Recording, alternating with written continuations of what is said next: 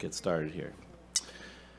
All right, welcome to the Board of Supervisors meeting for Tuesday, March 17th, 2026. This is the Humboldt County Board of Supervisors, by the way, for anyone who's only on audio. With that, we'll start with a roll call, please. Thank you, Chair Wilson.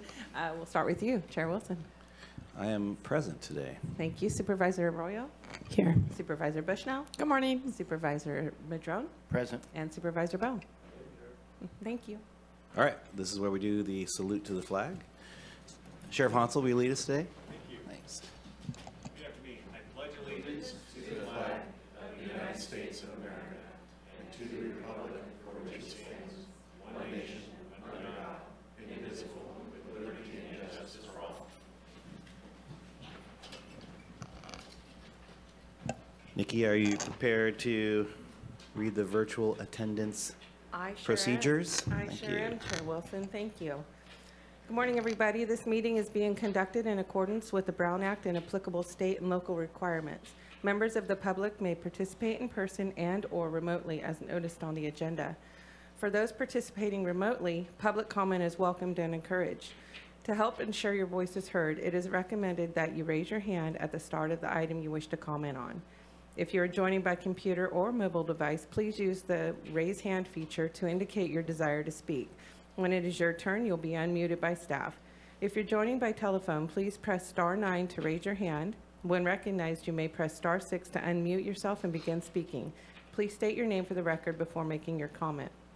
The board asks that all participants conduct themselves with respect and courtesy. Comments should be directed to the board as a whole and limited to the time allowed. Thank you. All right, thank you. Do we have any modifications to the agenda?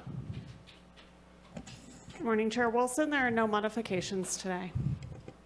All right, then we are moving on to the consent calendar. We have a few items on the consent calendar that I think people might have comments about.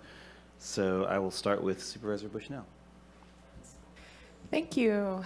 Mr. Bronco, you want to come forward? Good morning. Good morning. I'm Bob. Let me read this and then you can do your thing. Humboldt County Board of Supervisors proclamation in honor of National Surveyors Week. Whereas National Surveyors Week was first officially observed in March 1984 after it was authorized by Congress and signed into law by President Ronald Reagan on November 30th, 1983 to recognize the role of surveyors in the nation's history. And whereas some of the most famous land surveyors, including George Washington, Thomas Jefferson, Daniel Boone, and Abraham Lincoln, and whereas the professional of land surveying continues to play a vital role in the orderly development of communities and the protections of property rights, the Constitution and maintenance of public infrastructure, and the stewardships of land and natural resources. Whereas in Humboldt County, land surveyors perform essential work in mapping and defining property boundaries, supporting the design and construction of roads, bridges, utilities, and public facilities, documenting coastal and ravine changes, and assisting with infrastructure development in a region known for its complex terrain, forests, rivers, and rugged coastlines. And whereas modern surveyor utilize sophisticated cutting-edge technologies, including satellite positioning systems, aerial mapping, remote sensing, geographic information systems, and unmanned aerial systems to accurately measure, record, and map the land while supporting safe and sustainable development. And whereas the state of California regulates the practice of land surveying and licensed qualified professionals to ensure the protection of the public, and as of January 2026, there are approximately 3,894 active professional land surveyor licensed statewide, including 42 licensed surveyors residing in Humboldt County. And whereas the County of Humboldt recognizes the land surveyors provide indisposable expertise for public work projects, land management, emergency response planning, environmental stewardship, and preservation of accurate land records that serve property owners and the public. And whereas national surveyors Week provides an opportunity to recognize the important contributions of land surveyors and to increase public awareness of the professionalism and its role shaping safe, resilient, and well-planned communities throughout Humboldt County and the state of California. So I want to thank Bob for bringing this forward. You know, there are a lot of important surveyors in the world, and my husband being one. I'm very proud of him for him and his father, 6 years of surveying lands across Humboldt, Trinity Del Norte, and Mendocino lands. And I'm going to present this to Bob, but I'm going to let you talk a little bit before. Thank you, Supervisor Bushnell. I'm Bob Runkle. I'm your county surveyor, and I'm also co-president for 2026 for the Humboldt chapter of the California Land Surveyors Association. And with the association, we do have a local rising rock star, Michael Pulley, who is working his way up in state leadership with the organization. So that's something that we as a local chapter and as a community are really proud of. I'm also grateful for an introduction to Maddie Lopez at College of the Redwoods.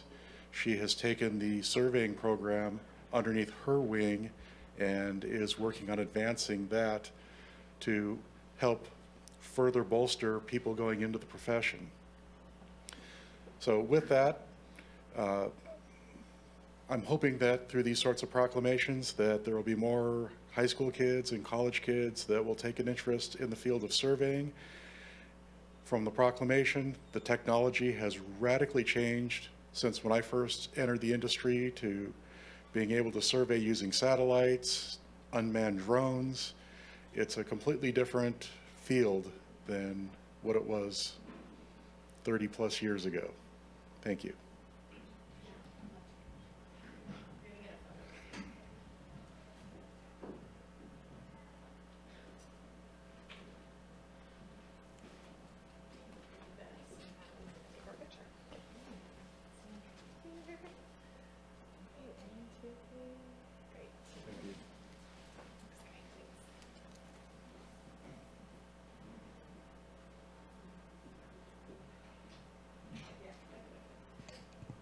Bob, hold on one second.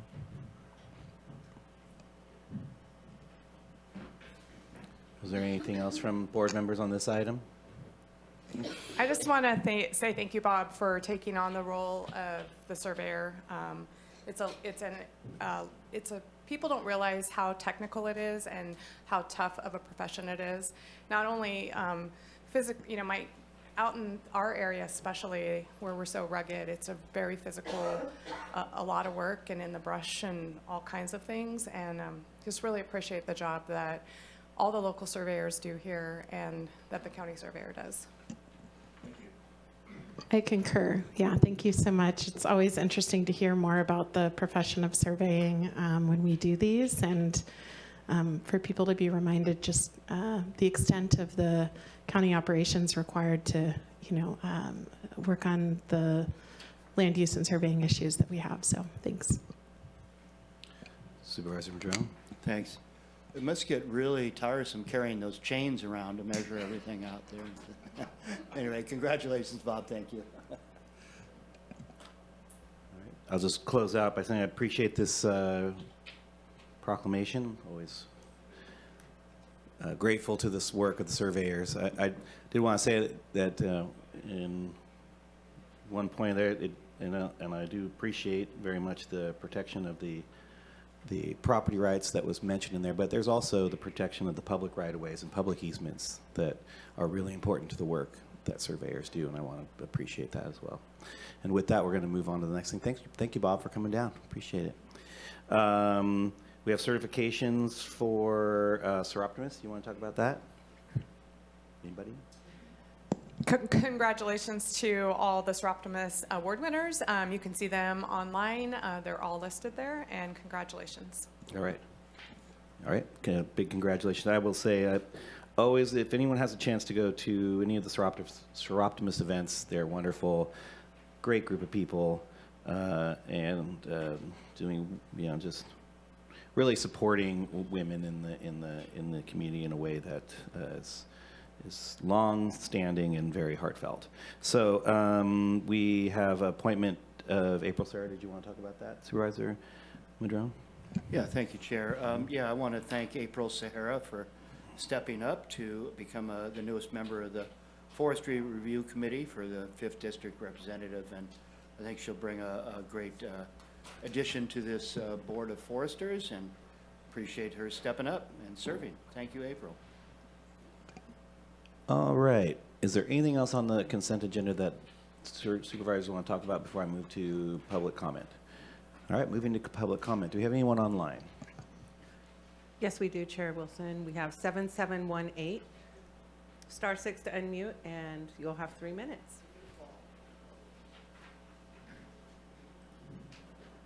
Good morning, Ken Swatsky from Mexico. Yeah, Michael Foley is my surveyor. He surveyed out 2 major subdivisions, done preliminary on them, but they haven't come to fruition because the county hasn't got those things zoned yet correctly.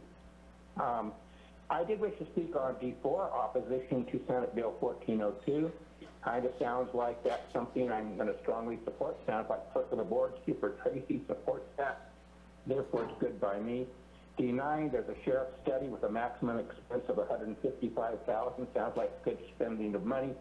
You have coming from your contingency funds, your general fund contingency funds, which, by the way, has a $5.8 million anticipated balance after we spend a small amount. Quite a big pot of money sitting there. I did have a request to understand that better from CAO Hayes, and I'm hoping to get back to her or back to me later in the day so I can understand that better. Number 10,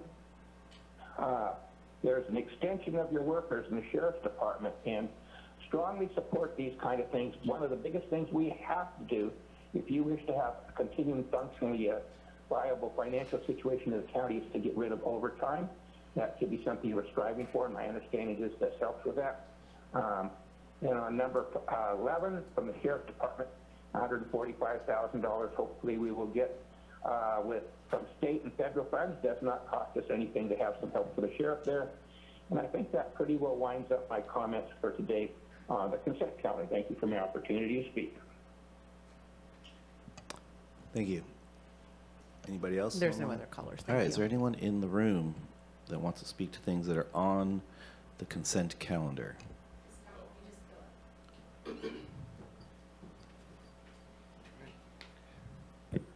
All right, hello board. My name is Ben Larson, and I'm one of the candidates running for the county assessor position. Just wanted to introduce myself. Hopefully I get a time to. Wait. Is this on consent calendar right now? Oh, sorry, you guys pointed to him, and I thought so we have the consent calendar is right now. We're going to get to things that are not on any calendar at all. So that'll be when you talk. Okay, sure. Okay? Sure. All right. Sorry about that. Sorry about the confusion. I think he wanted to speak on the consent item regarding the assessor. Well, I do have something on SB 1402. I'll get to that. Okay, sorry. Just I introducing apologize. myself there, yeah. Yeah. Yeah. All right. It's part of my introduction there. I apologize. Yeah, I mean, so, hold on one second.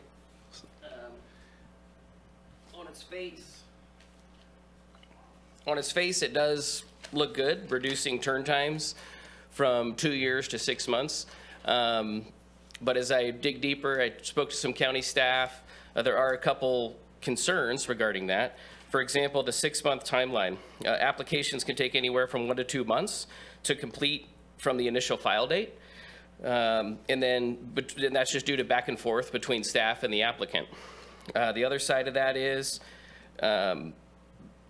once they're scheduled to be reviewed, there's a board that only meets once a month. So you go from 2 months, now you're out another month, you're at 3 months already. And then there's a 44-day, once the board meets and makes a determination, there's a 44-day requirement to notify the applicant of their hearing. So now you're out, you're at 4.5 months, just with those minimum time frame, those kind of standard processing times. So that's a concern. The other big concern is I did read the bill, there's a requirement that you're not allowed to charge for the applications. where we as a county of 130,000+ people, that may not be a big concern for us. We can handle the volume. But you get into counties with 2.2 up to 9.8 million, the top 5 counties in the state, they're dealing with exponentially more applications than we are. And they currently do charge a fee. They have to have entire departments dedicated to meet a 2-year time frame. So shortening the time frame to a quarter of what it is now is only going to increase the burden for for financial demand to meet that timeline. So that's another big concern. I never want to propose problems without a solution. So maybe if it were something, just a revision from 6 months to 12 months, I think you get a lot more buy-in statewide. If you also set a threshold based off of population or application volume, then they can begin to charge for those applications. I think the people benefiting from the application process and the appeal process should be the ones financing that.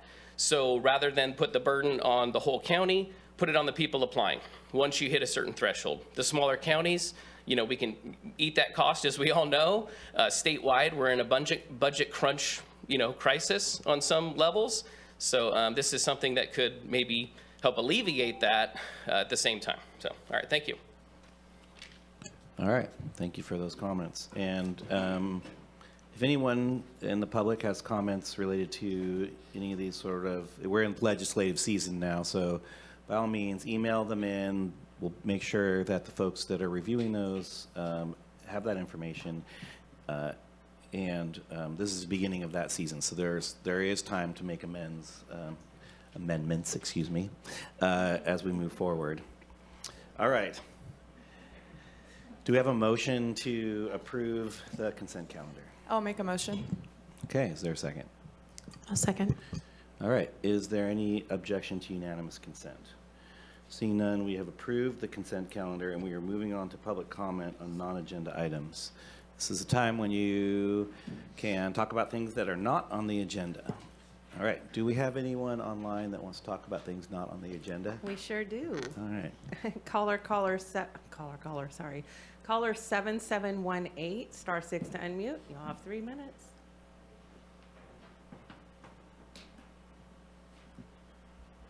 Ken Sawatsky, and I do need to apologize to Alicia. I didn't see a prompt come on my screen when her email came in.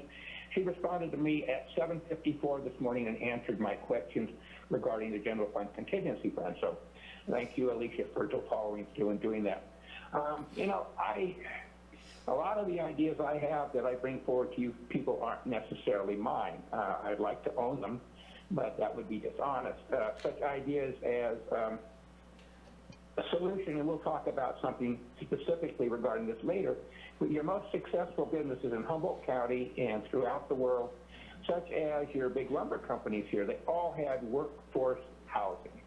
Whole cities were set up, Scotia, you have Samoa, Corbell, just about everywhere, in fact, I think everywhere they had a major mill, they had workforce housing.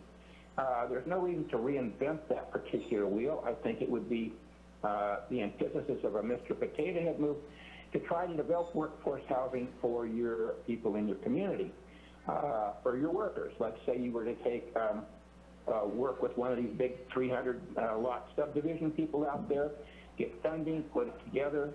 The people would be living and you'd be benefiting everything that you benefit from workforce housing, including transportation, participation, camaraderie, people who have means, and you'd be helping the people out economically. This could be made to be an affordable project for your county workers, a lot of who are making minimum wage or less money than you'd make at the In-N-Out Burger. So there's just a little something that was brought to me in one of my think tanks. Makes sense to me, so I'm forwarding it on to you. I would appreciate you thinking about this a little bit and maybe sometime taking a little bit of action to move something like this forward. Thank you for the opportunity to speak on non-agendized items today. Thank you, Chair Wilson. We have one more caller, caller 3053, star 6 to unmute, and you'll have 3 minutes. Good morning, Thomas Mulder here. I want to confirm you can hear me there in the chambers. Morning, Thomas. Yes, we can. Thank you. Just wanted to touch note on the chair's comments last week. I believe it was during the potential censorship of Supervisor Bone. There was a lot of comments made about people in power and comments the board makes. And I just want to bring attention to all of the comments the chair has made that I feel interpreted as negative comments towards resource land, especially rural living on timber production zone land, such as which I reside on and my family resides on. So it'd be really nice when we sit there on the dais and make comments and project comments trying to belittle another human being. We also look in the mirror and reflect about what our own individual comments are and how we may be portrayed as trying to attack others and their way of life. So I would really, really ask the chair to look into the comments he's made about CPZ lands and resource lands and really think twice before making comments that could really be attacking towards people's way of living. A lot of resource lands are passed down from family to family, generation to generation, so that way we can have families stay within the area. With that also, support economy, support growth, so that way youth doesn't have to leave the community to raise a family. I think everyone would love to be able to see their kids and their grandkids grow and prosper in an area they put so much energy into. So I'm just going to ask that those be mindful of the words they use, especially when they're in a place of power or perceived place of power. Thank you for the opportunity to speak. Thank you. And Chair Wilson, we have no more callers. All right, we're taking it into the room. Is there anyone that has comments on non-agenda items? Top of the morning to you. Happy St. Patrick's Day. My name's Joanne McGarry, as they say in Ireland. I'm here to talk about three things. First of all, I did arrive by bus today, and as I was walking into the building on 4th Street, I saw the pathetic spaced bicycle parking for the entire building here that is available. And as the previous person calling in talked about workforce housing, one of the other things that we really need to start considering is safe parking for people in workforce housing that doesn't require them to have to move their bicycles or scooters or anything into their living space. So that's just a little item I wanted to talk about. But yesterday I had the opportunity on a beautiful day to take the bus up to the airport because I had a medical appointment nearby, so it was a good opportunity for me to, first of all, take the bus, which was wonderful, stop at the airport and see the new vending machine inside for the Humboldt made products, which was interesting. I didn't purchase anything at the time, but it's a nice idea for a place like that. Then I walked down the road, imagining what Amazon distribution center might look like in that beautiful green space. And, you know, the challenges of traffic and a pedestrian walking. I had to walk from the airport to my medical appointment down in that business center.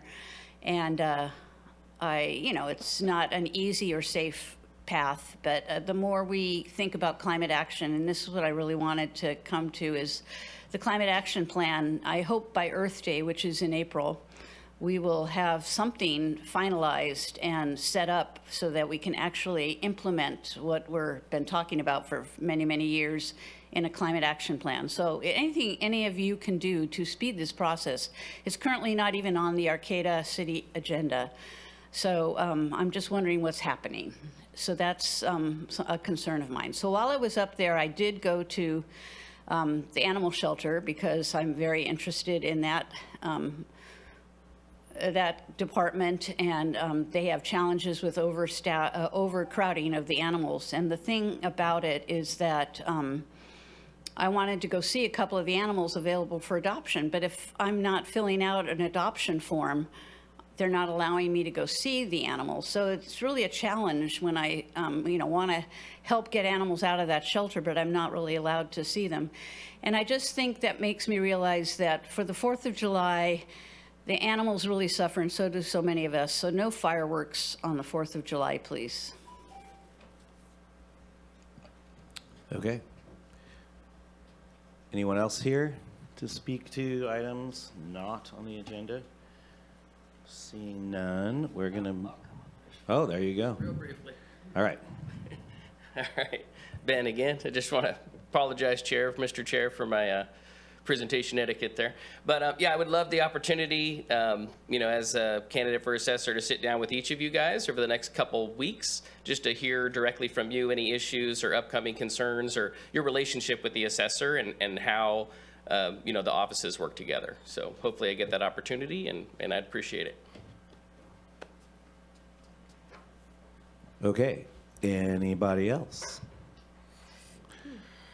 Seeing none, we're going to move into items, departmental reports. The first one we have on is from the clerk of the board. Consider adjusting supervisor travel reimbursement budgeted amount to accommodate for more accurate reflection of expenditures and set appropriate guidelines for implementation.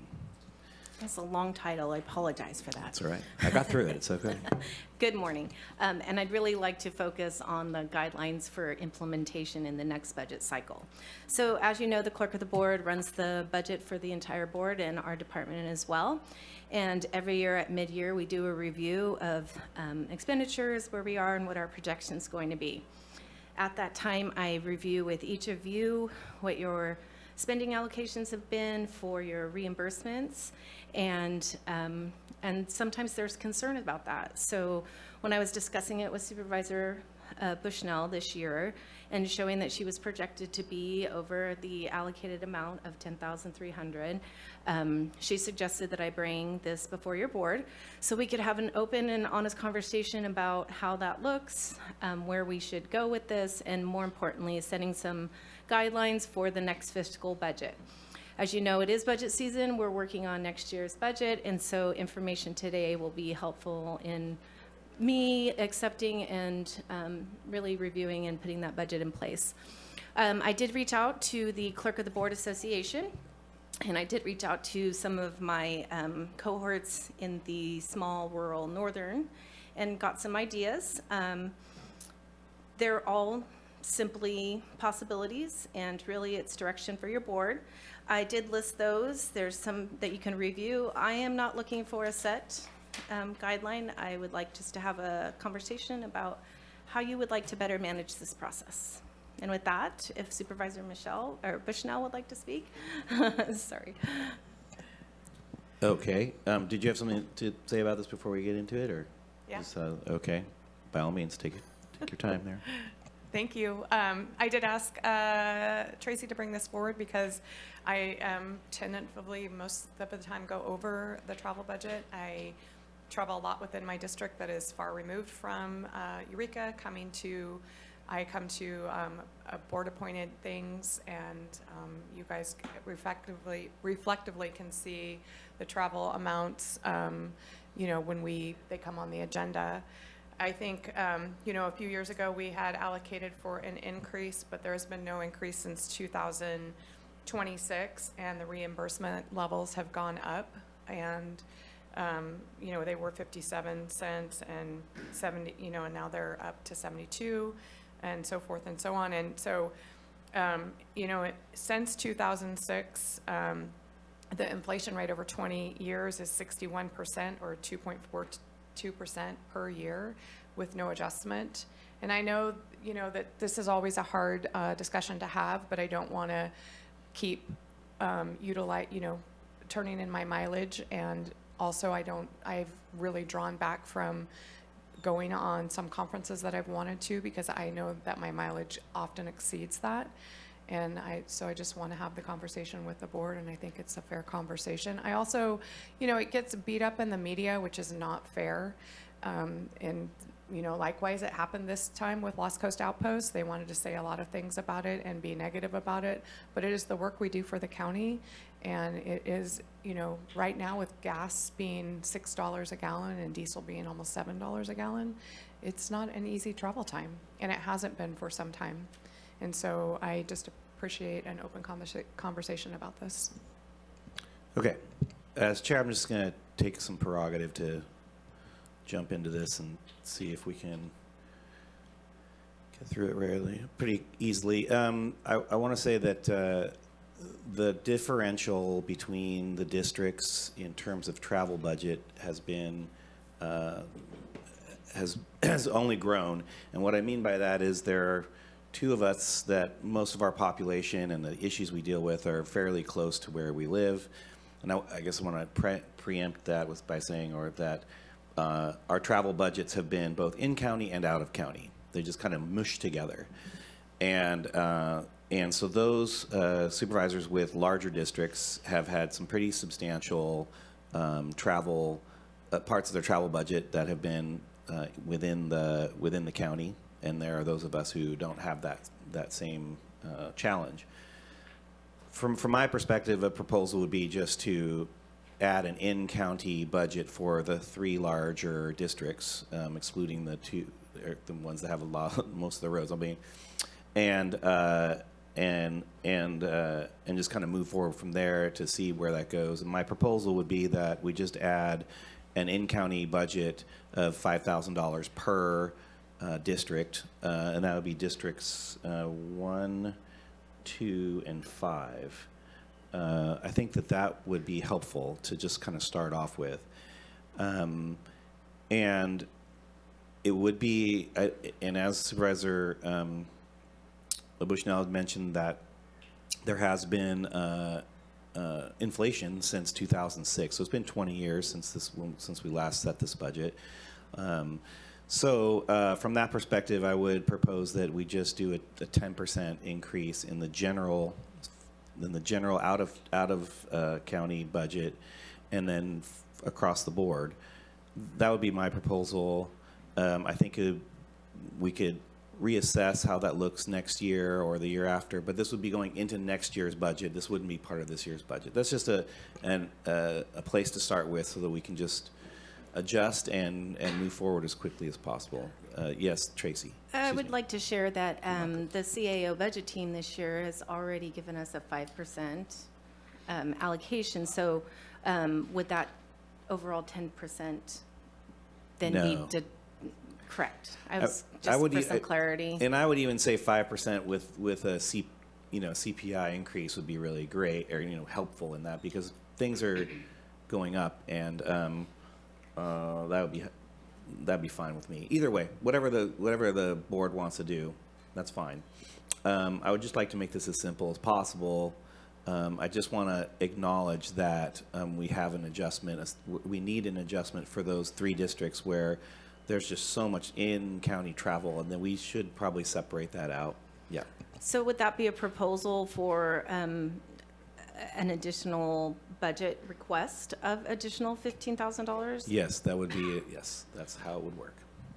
Okay. I'm throwing that out there as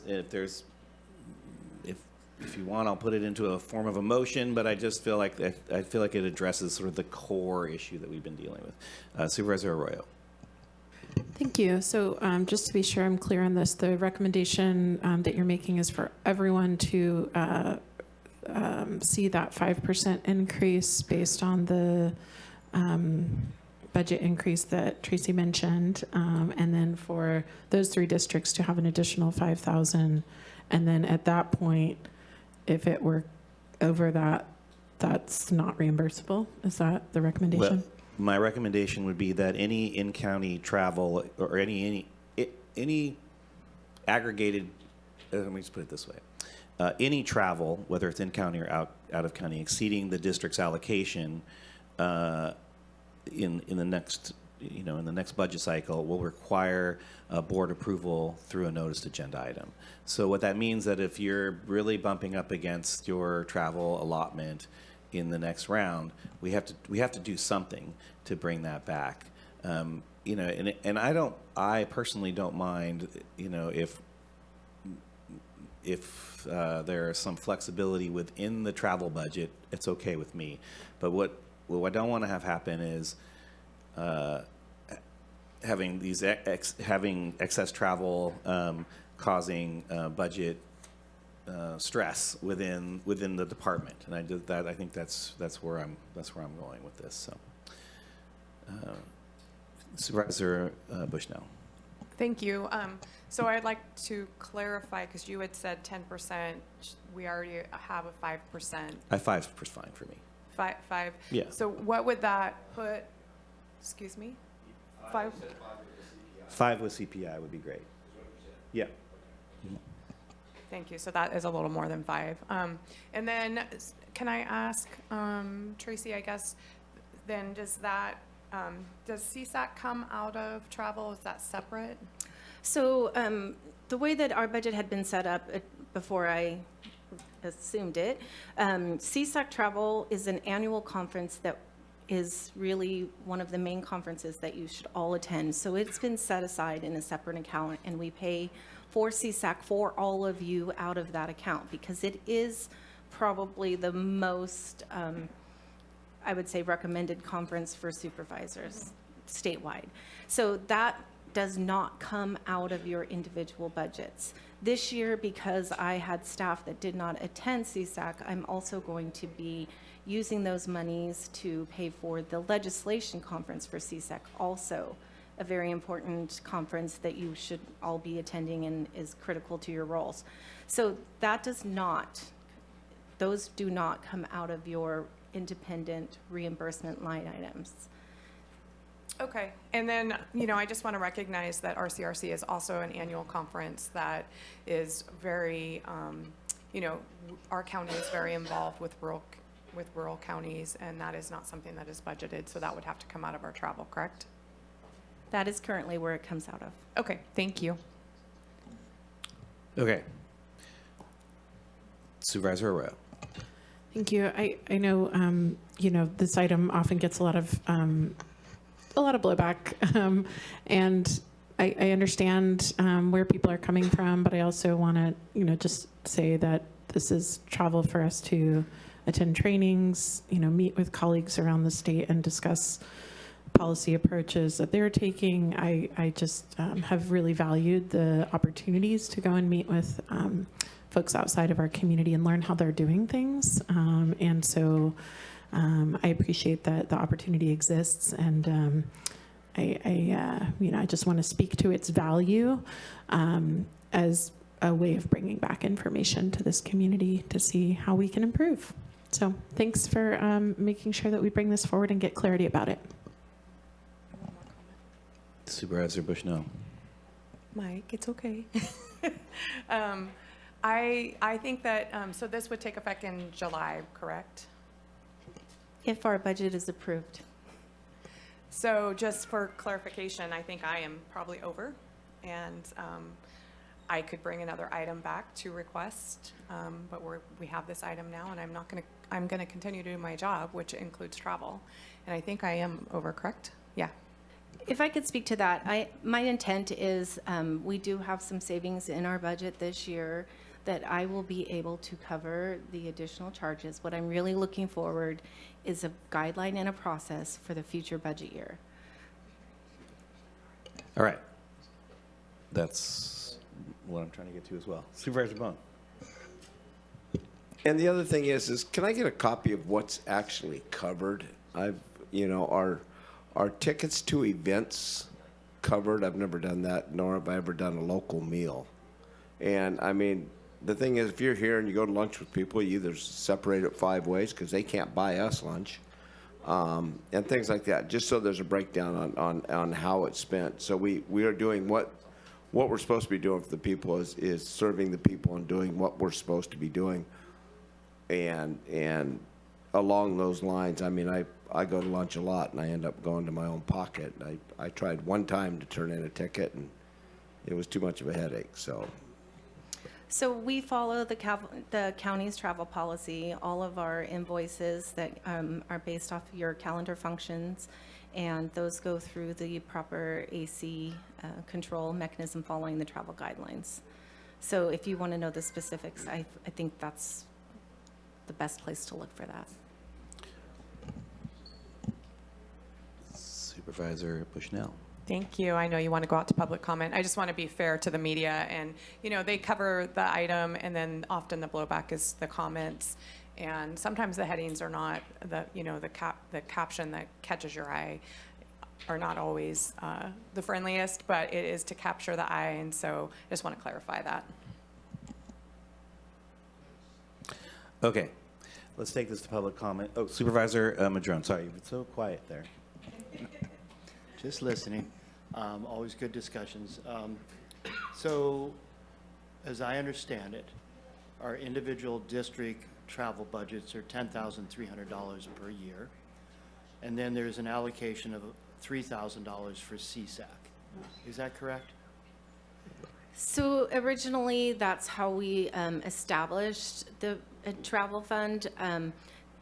It does also cover clerk of the board staff because our association and new law also meets at that time. But that's what it was generally set up for. Generally set up at $10,300 per district. And then any CSAC costs would be covered under the regular travel policy. And at the time, it was guesstimated that that could be anywhere between $2,000 and $3,000 per person based on the location, the travel, all of the things that happen. Certainly. Yeah, no, I don't envy your position of having to balance all of us and all of our requests and all that. And I think that's why this has been brought forward by Supervisor Bushnell and yourself, clerk of the board, so that there can be clarity around this, so that we're all understanding what we're trying to work within and all that. For the last 3 years, I've not gone to CSAC simply because my district is so massive. Just my in-county travel alone, plus the conferences that I do go to, eat up not only my $10,300, but approximately $3,000 that I've foregone not going to CSAC so that I can have the funds to be able to do my district work. And that's just an individual choice that I've made. I'm not saying anybody else should do that, because CSAC is a valuable experience, but just to be able to cover, getting around my district, that's kind of how I've approached it the last 3 years. So I have stayed within that amount. And I realize it's not specifically $3,000 per person for CSAC, but that's kind of the yardstick I've used, so to speak, to try and stay within the budget. And I have been able to do that. It's not been easy because the fifth is so large. I tried to reduce the size of the fifth during redistricting, but that didn't work out, so oh well. But I'm fine with whatever this board wants to decide. I think it's important that we decide on something that we then live within, and it makes it easier for the clerk of the board to be able to approve our submittal requests and things like that. So I think that's the goal here, is to make the system clear, all that. I will also say that while our costs have gone up, and 72 cents for mileage now rather than 50, et cetera, our county budget is in really bad shape and stuff. So I'm willing to live within the amount that I'm currently allocated, just because I know $15,000 doesn't seem like a lot of money, but every little chunk adds up. So that's my 2 cents. Great. Can we take this to public comment, please? Is there anything online? Yes, Chair Wilson, caller 7718, *6 to unmute. You'll have 3 minutes.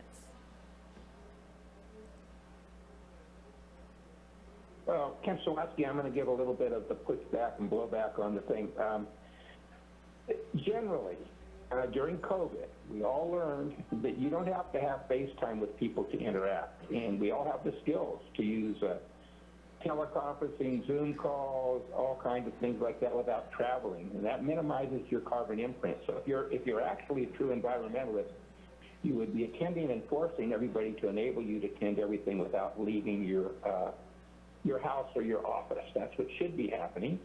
I did wish to give a few facts. This last time, the report out on the travel expenses: First District 362, Second District 1,337, Third District 73, Fourth District 62, Fifth District 387. The public would like to see you find where's this other money coming from. And personally, I don't know if it even still exists, but back when Measure S passed, the cannabis thing, we had a whole bunch of money, and everybody got $1,000 a year, I think, for a health club or thing. This was department heads elected, if I recall right, and I could be corrected. I'll get a hold of Alicia after the meeting to verify. And then supervisors. Well, I think maybe it's time to eliminate that. I think this would be a place where you could probably pull out the sufficient funds to do the additional money for those 5 districts so that they're able to travel within their district. If you really wanted to go high-tech, you would, each time an election happens, refigure this kind of thing. Probably not necessary, but wouldn't take that much.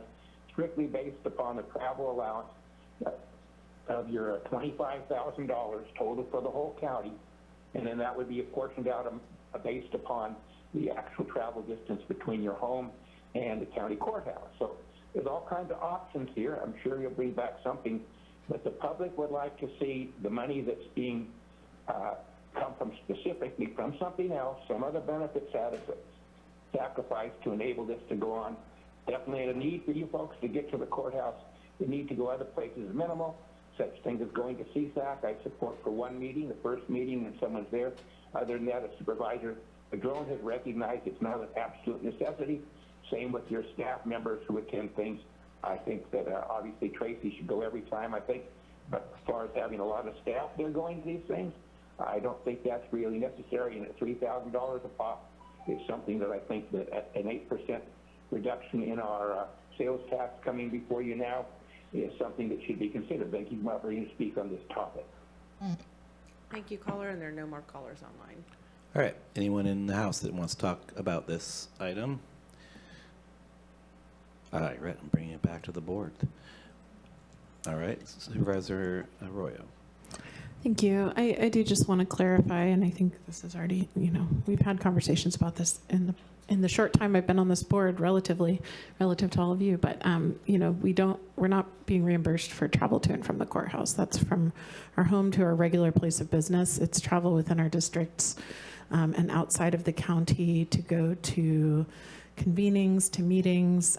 There are boards that we are assigned to that we get mileage travel to and from, and any events they might hold in the greater community and in the region. So there are plenty of things that are extremely aligned with our existing travel policy and assignments to boards and commissions and advisory groups. So we're not talking about mileage from our homes or going on a trip for fun. We're talking about things that serve the county. So just wanted to make that clear. All right. I'm going to just take a shot at making a motion here so that we can see if we can come to some conclusion. Before you do that, Yes, Supervisor. so I had, first of all, I want to say that I go through my calendar and I mark off lots of things that I have attended during my job, and I'm very aware of the costs, the monies, and I'm very conservative with it. I am very active in my district, and it's a very large district as well. Saying that, I had said earlier, I am currently over my mileage already, my allotted amounts of money. I'm still going to do my job, and if my board says I'm not going to be reimbursed, that's fine. But it puts Tracy in a very difficult situation, and we want to be, I want to be transparent about that. There are lots of months left before June, and so just to let this board know, I am currently over my mileage. And I will say that I think I have been every year. And so it's just been an issue for District 2 for quite some time. I hear you. And likewise, staff has been able to work within budgets to make that work, and I'm hopeful that they can do that again. So, I think that's probably possible considering some of the lesser allocations or expenditures that some of us have been making on this. So there has been a little bit of that. So it's been helpful. With that, I'm going to make a motion that districts 1, 2, and 5 shall get a $5,000 annual in-county travel budget allocation reflecting their larger geographic footprint. That going with the recommendation of the CAO's office in terms of the 5%, but adding a CPI in terms of the annual budgets for the supervisors for out-of-county travel, and that if there's an exceedance, and this is in the next budget cycle, of the total amount of those by a supervisor, that they bring that back to the board for approval of expanding on that budget item. That's my motion. Second. Okay. Supervisor Bone. And clarification, would you be willing, instead of going to CPI, go to 7.5% or a straight basis, so they don't have to do any figuring? I think that would make things really easy for staff. Are we talking Northern California or San Francisco? Because we use San Francisco as CPI, I believe. But can we just go to a set number of 7.5 or 10% and just set it at that? And then the other thing is I know we don't reach out very often, but the whole idea behind this is kind of, our clerks, Kathy before, and Tracy, as you said, have been able to make this work because they're able to make magic happen so we can all do our jobs. And we all are active, and I'm getting more inactive every day, it seems like. But I'm just saying, we all work in our districts pretty hard. And so I would, if we could do that, and then out of the ordinary, I'd like to ask our clerk of the board, does this work for you? Because you guys, we can make all the rules we want, but they have to implement them. All right. So I hear what you're saying. And I think it's a reasonable compromise to go to 7.5% just as a cutoff on that increase. But then the question goes to Tracy. Are you feeling that this is moving in the right direction for you to help you do your job better? It's probably not perfect, but No, I think this is great. This is exactly what I was looking for the transparency of catching those overage for the larger districts, but more importantly, having a not to exceed amount that then I can use as an accountability tool. And I already monitor a budget and report to you. Now I just have a means of moving forward if it's over. So appreciate that. okay. So with an adjustment, And does that, yes, sir. does that also include, till we get to June, the clerk using her transparent, I love the word transparent, that's brand new in the world, transparent magic to offset what District 2 is shortfall, so we don't have to bring an item back? That makes things really easy. I think a better term would be like using the current standard for how we deal with the budget, manage the budget. Excuse me. I think we'll be fine. So, and I'm hearing nods from Tracy. So I think great. We'll work with it in that regard. So, is everybody good with that? And is the seconder okay with that 7.5? I am. I think the CAO has a comment. CAO. Hey. Just one clarifying question. The 7.5% will be for the 26-27 year, and then is it 7.5% every year thereafter? No, 2.5%? Just that's it. Just the 1 year? Yep. Okay. Yep. And that basically is an adjustment from 20 years ago. So we're going from 2006 to 2026. We're adding 7.5%. That's it in terms of I think it's fine. Anybody else? Is there any objection to unanimous consent to the motion? Seeing none, there is? Oh, okay then. Seeing that there's objection to unanimous consent, let's take a roll call vote, please. Thank you, Chair Wilson. We'll start with Supervisor Madrone. No. Supervisor Arroyo. Yes. Supervisor Bushnell. Yes. Supervisor Bone. Yep. And Supervisor Wilson. Yes. Thank you. Motion carries 4-1. Thank you, Trace. Moving on to the next item is, Tracy, for that, resolution, it is not. Mike's not on. Here we go. Okay. This is a resolution reauthorizing the County Planning and Building Department Division of Housing and Grants to apply for a pro-housing designation. Oh, I missed one? Where is it, Mike? Consideration.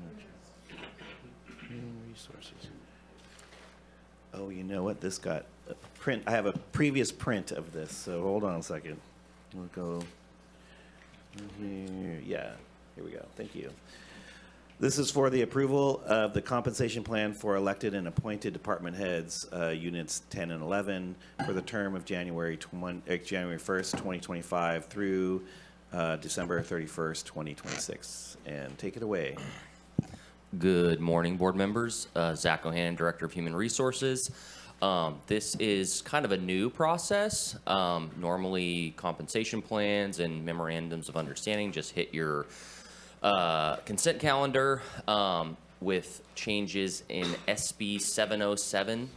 Now, any compensation-related matters related to appointed department heads or elected officials, that was always the case for all of you, needed to come out in a oral report. Now for department heads as well, there needs to be an oral report given. So with that, I'm going to pass it to Catherine Lorenzo, who assisted on this item. When I say assisted, she did pretty much all of it. So I'm going to pass it off to her to give the details, and I'll be here for questions. Good morning. Can you hear me okay? As Zach stated, I'm Catherine Lorenzo, Program Manager in Human Resources. And Can you, I'm sorry, can you pull that microphone closer? Yes. You can pull it. Pull the whole base. There you Okay. go. Better? Yeah. Okay. The item before you today is, as Zach stated, a request to approve the compensation plan for elected and appointed department heads for a term of January 1st, 2025 through and inclusive of December 31st, 2026, with an effective date of March 15th of 2026. This item, there are a number of changes directed by your board, and I'll highlight some of the key changes in the compensation plan. First, an adjustment to the employee cost for health insurance. This increases the employer contribution in 2026 to cover health insurance increases between 2025 and 2026. The additional contribution maintains the employee cost that was assessed and determined for 2025 through the calendar year of 2026. The second item is a modification to the way longevity pay is issued to employees in this group. Previously, this pensionable compensation was paid as a set of ranges on the Humboldt County, reflected on the Humboldt County salary range schedule, and in order to comply with applicable government code sections related to retirement law, we're shifting this to be paid as a percentage of base pay. The next item is an additional section to the vacation conversion section of the plan to clarify compliance with the IRS constructive receipts doctrine. And lastly, there were a number of sections and subsections that were removed that were no longer relevant, including the wellness reimbursement program that is no longer in use. So with that, our recommendation is for your board to approve this compensation plan, and if you have any questions, I'm happy to answer those. All right, we're bringing it to the board. Do we have any supervisors with questions for staff? Yes, Supervisor Bone, go ahead. And I know we've talked about this over the years, but on the sick leave conversion and the 80 hours of administrative leave for appointed department heads, and then them being able to bank them and cash them in, the caps on that is 160 hours. Is that right on all that, or is there's some of them don't have caps? So there is a cap for appointed. For our electeds, much like yourselves, there are no time banks associated with our elected officials. We have no time banks. No time banks. And I mean, the soups are a little bit different, I don't think. So the same thing is the Board of Supervisors and our elected officials, such as the sheriff, the assessor, our tax collector. There is no time bank. There's no sick hours. There's no vacation hours. I believe there is a requirement that you show up to the office like once a month, I believe is the requirement. But outside of that, there are no time banks. There is a 160-hour cap on vacation conversion. And then there's a very small, which I actually don't think this applies to any of our department heads at this point, around the sick leave conversion to cash. That was like a grandfathered in thing from like 1990 1992, I believe, 1997. So that I don't think applies anymore. There is still sick leave conversion when someone retires. We could get into all the specifics of that, but to your point, 160-hour cap on vacation conversion. Now there is a change, and that is happening across the board with all of our compensation plans and all of our MOUs related to how that operates. I would not even begin to try to explain the constructive receipts doctrine. That is an expertise of our auditor controller. And he's actually the one that brought that up and helped us to work on this language, how to properly administer that for taxation purposes. Okay. Is there any other questions of staff before we move this to public comment?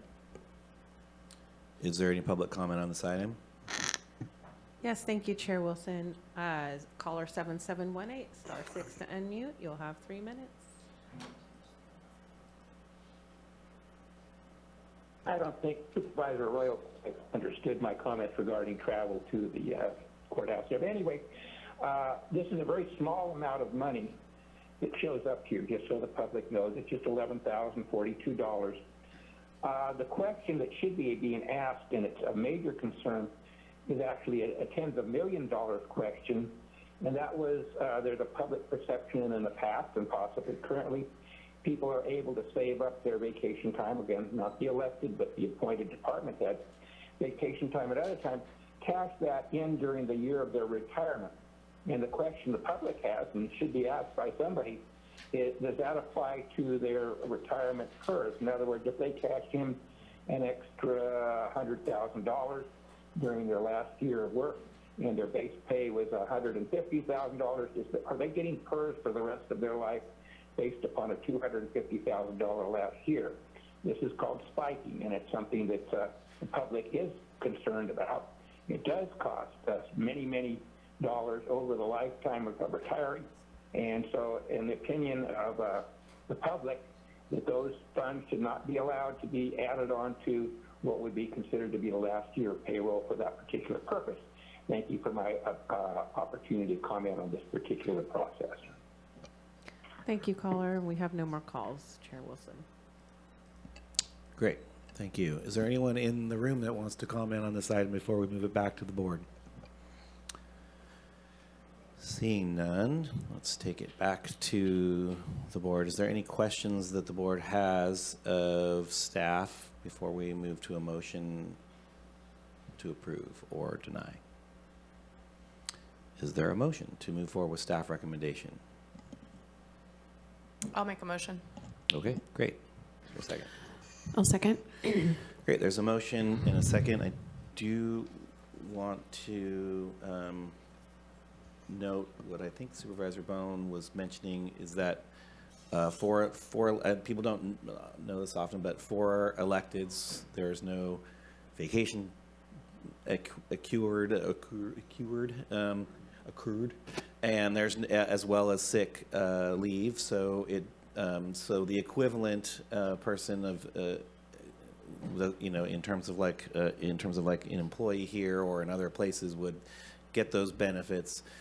The electeds don't get those benefits. I think it's about a 15% difference, 10 to 15% is what I've heard, in terms of like what you can cash out or what people can and do cash out on that. That does not, the electeds don't get that, and that's fine. It's just not the same scale. That's all I'm getting at. All right. With that, I have a motion and a second. Is there any objection to unanimous consent?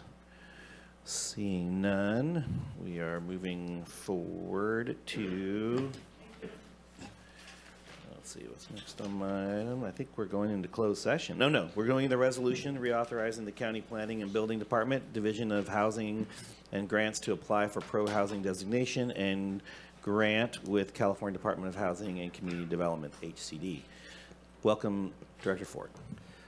Thank you, Chair Wilson. John Ford, Planning and Building Department. Just wanting to bring this back to you. We need to have reapproval. This has already been approved once. For whatever reason, and I'm not entirely sure of all the facts, it got misplaced or something in HCD. So they want us to have this approved again. and then proceed with the idea that we are a community that's interested in developing housing, that gives us the ability to get additional financing to accomplish that. And so this is very housing focused, being a pro-housing community. I make a motion, we do staff's recommendation. Second. All right, we have a motion and a second. And do you want to comment, or do you want me to go to public comment? I have a question. There is a question from Supervisor Royo. I was unfamiliar with the fund that includes the real estate transaction fees. Could you just tell us a little bit more about that? So the state has decided to use a portion of those fees to establish a fund that then it allocates to be able to basically fund grants that are provided to local jurisdictions who qualify as preferred housing communities. But it's not a per capita allocation, it's a competitive grant program? Competitive grant program.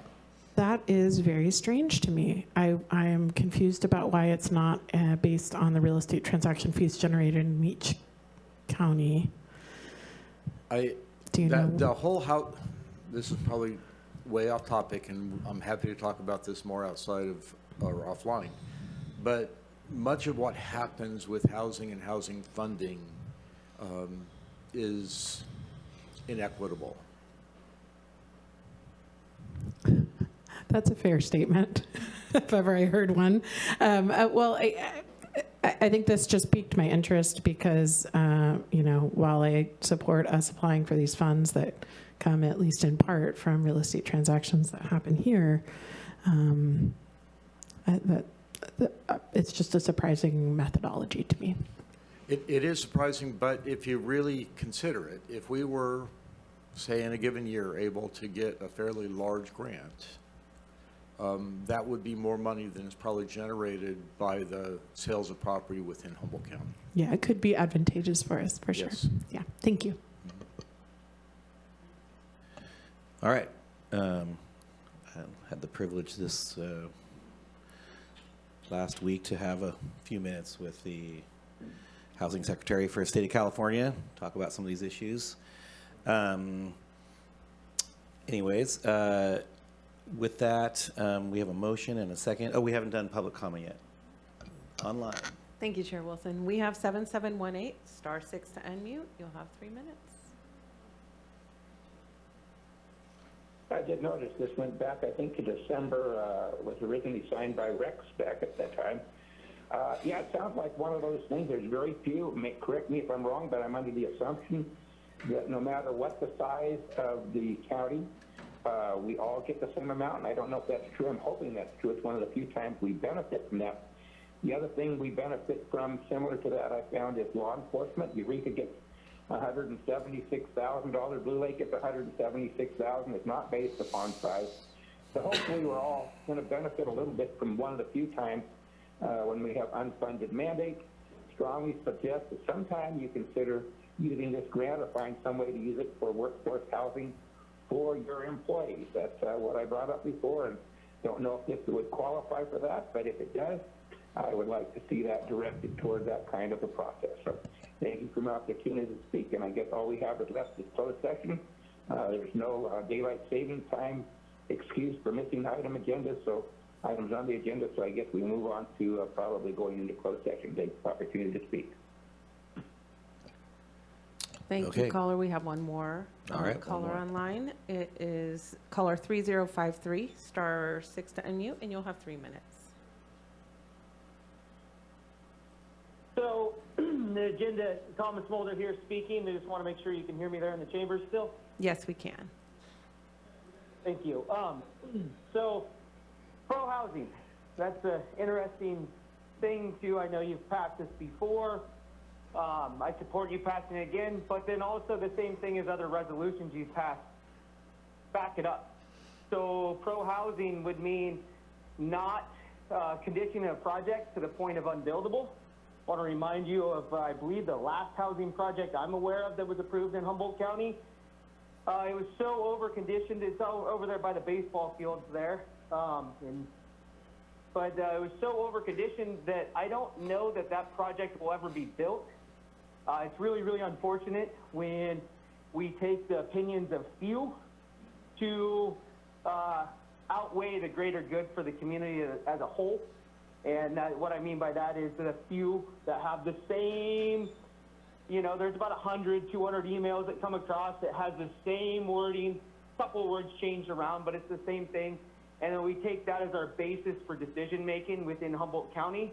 And we over-condition projects to the point that they're unbuildable and financially unfeasible to build. So as we pass this and move forward, please be aware of that. And don't let the voices of few outweigh the greater good of the county. Thank you for the opportunity to speak. Thank you, caller, and we have no more callers online. All right, do we have any any comment from inside the chambers here from the public? Seeing none, is there any objection to unanimous consent? Seeing no objection, the motion passes 5-0. Now we're going to move into closed session. Take it away, council. Thank you, Chair Wilson. It is the intention of the board to meet in closed session pursuant to California Government Code Sections 54954.5 and 54957 in order to consider the public employee appointment for the position of the aviation director. All right, do we have public comment on this? Yes, we do. Caller 7718, *6 to unmute. 3 minutes. Well, we've had about 3 strikes so far. Maybe we get 4. Maybe you'll hit a home run this time. So best of luck. That airport is critical to our infrastructure, critical to our economy. And I find it very difficult to get people to come here. So many things are going on, like we have major gang violence in Humboldt. We have so much homeless problems in Eureka. People come here and they decide they want to make a move, and then they decide, well, once they're here and see what really is happening, they move back to Florida. So best of luck to you on this one. Thank you for my opportunity to speak. Thank you, and there's no more callers. All right, any comment in the room? Seeing none, we are moving into closed session. I want the board to be there just before 10:30. It'd be great. Thank you.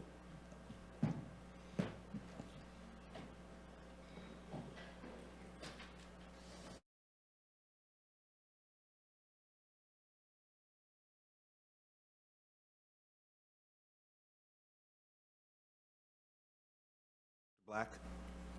All right. Well, can we have a report out, please?